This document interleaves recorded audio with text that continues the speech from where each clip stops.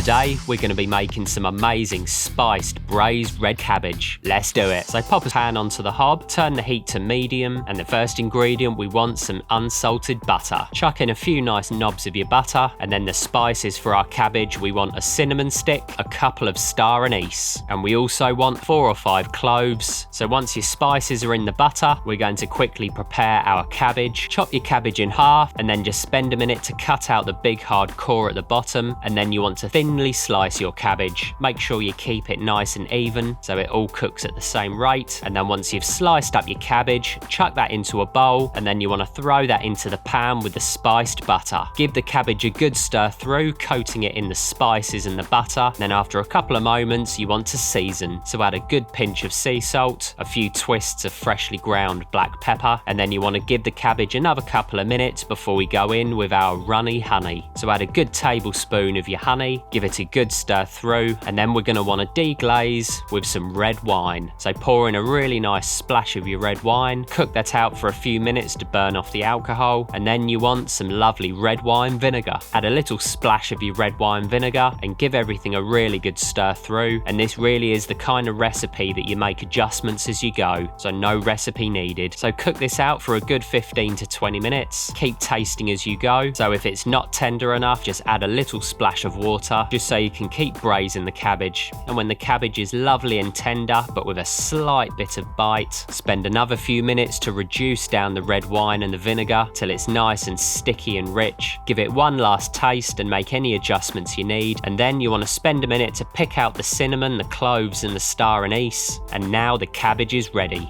So give it a try, and I'll see you next time.